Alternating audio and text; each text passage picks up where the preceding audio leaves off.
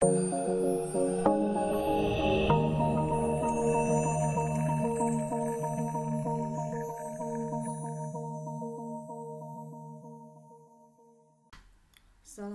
warahmatullahi wabarakatuh.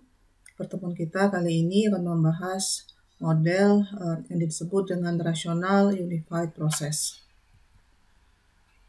Rational Unified Process atau RUP adalah metodologi pengembangan perangkat lunak yang masuk dalam kategori Agile metodologi.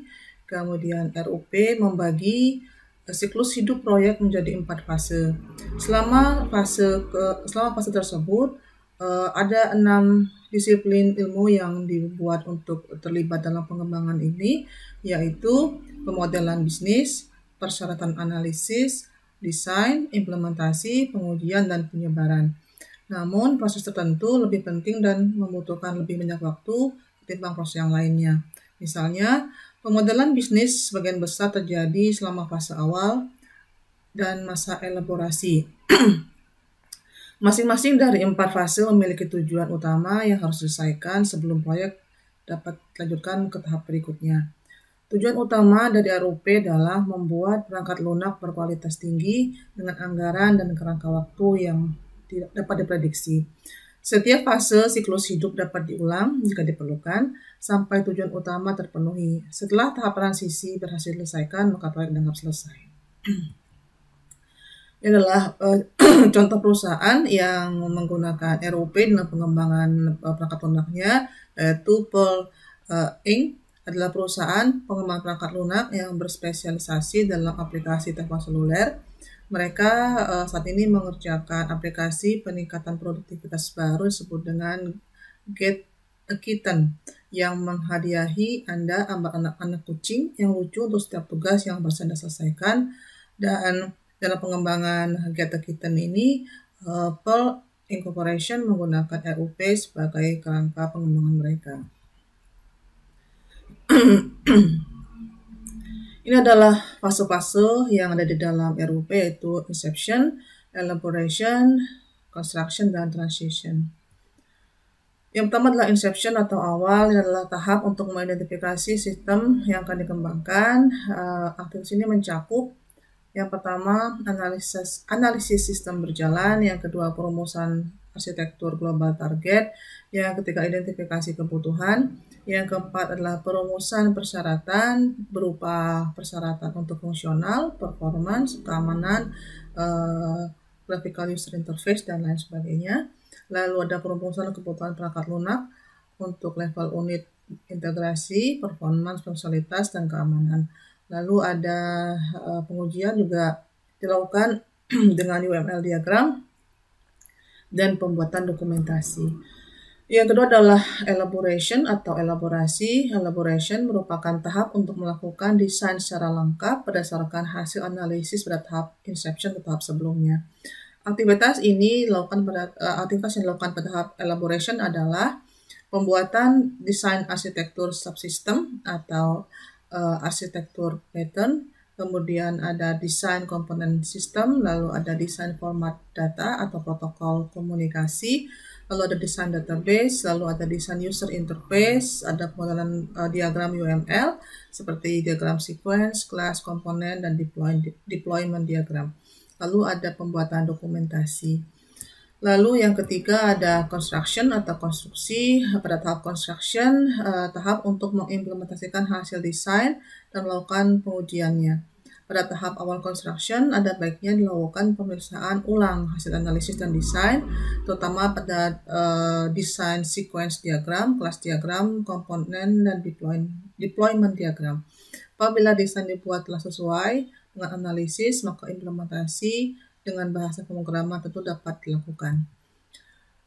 Kemudian di tahap construction juga ada kegiatan berikut, yaitu mencakup pengujian hasil analisis desain, pendataan kebutuhan implementasi yang berpedoman pada identifikasi kebutuhan di awal, lalu ada penentuan coding pattern yang digunakan, lalu ada pembuatan programnya, pengujian, optimasi program, lalu pendataan berbagai kemungkinan pengembangan atau perbaikan lebih lanjut, dan pembuatan dokumentasi hasil coding atau pembuatan program. Lalu Yang keempat ada transition atau transisi, adalah tahap untuk menyerahkan sistem aplikasi kepada user, disebut dengan istilah rollout, yang umumnya mencakup latihan dan beta testing aplikasi. Berikutnya adalah alur kerja RUP yang dibagi jadi dua, yaitu alur kerja utama dan alur kerja pendukung. Ini adalah alur kerja utama RUP, yaitu Business Modeling, Requirements, Analysis and Design, Implementation, Testing, dan Deployment. Yang pertama adalah Business Model. Pada tahap ini terdapat identifikasi dan deskripsi langsung dari area permasalahan untuk mendesain ulang atau redesign atau memodifikasi atau re-engineering beserta struktur dan proses-proses bisnis organisasi. Yang kedua ada requirements. Requirements bertujuan untuk menyusun sistem apa yang harusnya dibuat dan mengapa perlu dibuat, lalu mengidentifikasi batas sistem, lalu melihat ancaman keamanan yang mungkin timbul dan cara menanggulanginya, lalu mengestimasi biaya dan skala waktu yang dibutuhkan. Kemudian isi sistem kemudian dibangun dengan menggunakan use case model dengan tambahan spesifikasi kebutuhan. Kebutuhan fungsional dan non-fungsional akan dikumpulkan dan dianalisis sesuai dengan kebutuhan user dan stakeholder beserta fitur high level, dan itu semua akan dijadikan specific software requirements. Yang berikutnya adalah analisis dan desain. Ini adalah alur kerja kedua pada fase RUP, yang di tahap ini semua requirement yang didapatkan di tahap berikutnya diubah menjadi spesifikasi implementasi.